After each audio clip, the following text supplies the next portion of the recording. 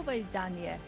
Скопје и Атина се ослободи од оковите, вели поранешниот грчки премиер Алексис Ципрас.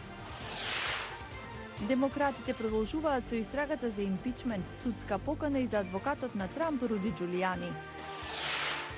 Ексклузивно интервју за Гласот на Америка со 95 годишниот Нобеловец, поранешниот претседател на САД Џими Картер, кој денеска полни 95 години. Останете со нас.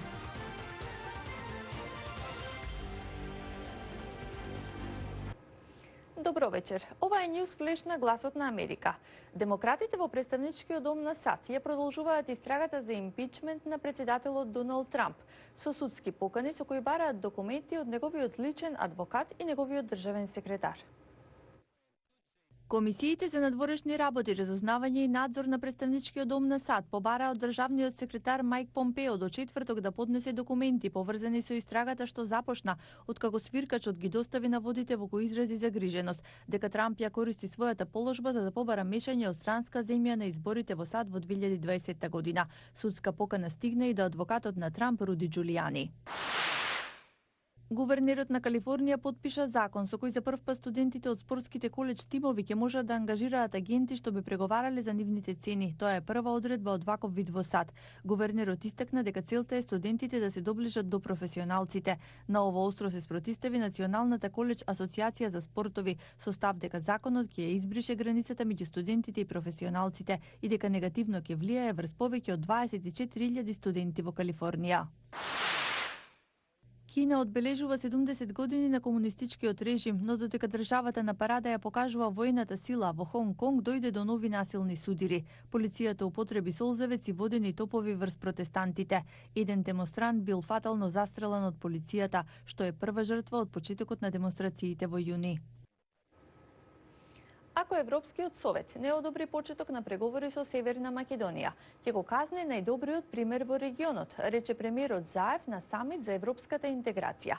Поранешниот грчки премиер Ципрас порача Унијата да прекине со националната интровертност, известува Владимир Мирчевски.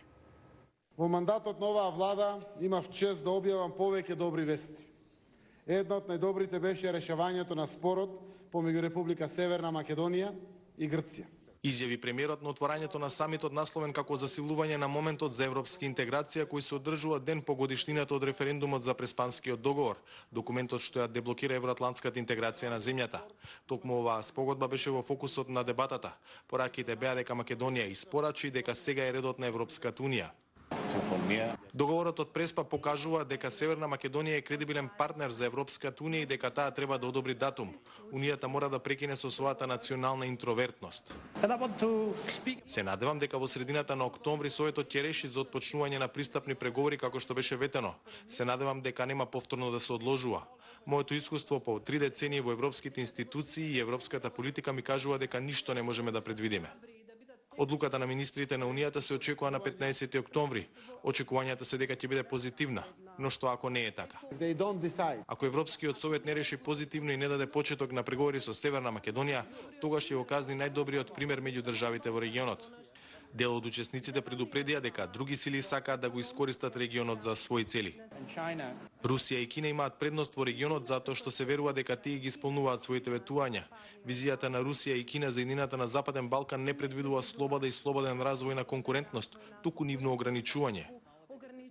Според американската амбасадорка, Северна Македонија е пример за тоа како треба да функционираат државите. Патот не беше лесен и не е целосно завршен, но јасно ја покажува улогата на оваа држава во регионот, рече Брнс. Порака која, како што кажа, в петок ќе ја пренеси државниот секретар Помпео. За Гласот на Америка, од Скопје, Владимир Мирчевски. Поранешниот американски претседател Џими Картер денеска полни 95 години. Во историјата на САД тој е претседател со најдолг животен век. Од него сега учат новите генерации. Кен Фарабо има повеќе. The 39th president of the United States, Jimmy Carter. 4 години откако го победи ракот и 4 месеци откако падна и го скрши колкот, пошто мораше да помине неколку недели интензивна терапија. What book did you read that changed your life? Поранешниот американски претседател Џими Картер не покажа знаци на замор или болка додека стоеше и одговараше на прашања од студентите на собирот на Универзитетот Емори, каде гостува веќе 38 години. Проблем е ако ги величаме политичарите, но Џими Картер го почитувам. Жан Луиджи Занинели е првпат на собирот и вели дека дошол со отворен ум за председателот демократ. Слушнав дека конзервативците остро го критикувале Картер. Но Занинели додава дека тој бил бурен период пред да биде роден. Поради добрите дела што ги направи во изминатите 30 и повеќе години, сметаме дека Џими Картер е добра и посветена личност што се грижи за луѓето. Се уште се придржувам до советите од директорот на училиштето. Мора да се прилагодиш на времето што се менува. И ова се навистина променливи времења, но држи се до принципите што никогаш не се менуваат. Затоа верувам во тие принципи, да ја кажувам вистината и да им помагам на луѓето. Во ексклузивно интервју за Гласот на Америка, 95 годишниот Нобеловец вели дека веќе ја чувствува староста. Патува во Африка 3 или 4 пати годишно, како и во Кина. Сега ги скратив патувањето, но уште сум вклучен во центарот Картер. Тоа е центарот што тој го води со неговата сопруга Розалин. Се грижи за мирна и поздрава средина преку програми за чистење на водите од гвинејски црви. Но неодамнешните случаи во кои црвите почнаа да се пренесуваат и преку кучиња, може да му го урне сонот да го исчисти светот од паразити додека е жив. Верувам дека спасивме можеби 80 милиони луѓе од заразување со гвинејски црви. Имавме голем напредок, но има уште многу да се работи. Председателот Картер е како секуларен светец во Америка денес. Професорот по историја Џо Креспино вели дека Картер поставил високи стандарди за очекувањето од американските председатели после нивниот мандат. Неговата посветеност да направи што е можда повеќе добри работи додека е на земјата е пример не само за американците, туку и за луѓето од целиот свет. Светот делумно се промени со напорите на председателот Картер и господјата Картер. Велат дека тоа ќе продолжат да го прават се додека можат. Топењето на мразот на Гренланд е се позагрижувачко. Рекордните температури и нивниот раст годинава бележат поголема динамика од порано, известува Араш Арабасади. Понекогаш модерните проблеми бараат класични решенија. Овој обновен авион, оригинално конструиран 42 за Втората светска војна, сега е во мисија да им помага на научниците на НАСА во истражувањето на една од најголемите закани за обстанокот на човештвото. Секој од овие огромни сини кутии е исполнета со сонди кои ги фрламе во океанот и ги користиме за да измериме колку океаните се затоплуваат и како тоа влијае на глечерите. Џош Вилис е водечки научник на проектот на НАСА кој го следи топењето на мразот на Гренланд. Со неговиот тим истражуваат што е поголема закана за глечерите, затоплувањето на воздухот или затоплувањето на водите. 3, 2, 1, drop. Тоа го прават испуштајќи сонди во мразот. Помина 700 метри и веројатно ќе стигне до 800, можеби дури и до 1000. Некои од овие фјордови се исклучително длабоки. Следниот чекор е наблюдување. Сондата почна да испраќа комуникација назад во авионот. Имаме сигнал, значи сондата е жива. Научниците велат дека мразот денеска се топи 6 пати побрзо.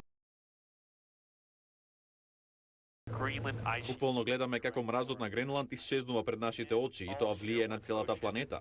Сите делиме еден океан. Количината на милиарди тони мраз кои се топат значително ќе го зголеми нивото на морето низ цел свет. Целта на студијата е да се измери таа количина. Ако топењето продолжи со ваква динамика, растот на нивото на морето во следните 50 или 100 години ќе има огромно влијание врз градовите низ целата планета. Милиарди луѓе живеат близу морето и ќе бидат погодени од тоа. Всушност, тие веќе се засегнати. Ова е 4-та година на 5-годишниот проект на НАСА. Научниците велат дека ако светот продолжи по сегашната патека, климатските промени ќе го уништат животот таков како што го знаеме. Неодамна, загрижена од порастот на нивото на морето, Индонезија објави дека планира главниот град да го пресели од Џакарта на островот Борнео. Го гледавте Ньюс Флеш на Гласот на Америка. Довидување до утре.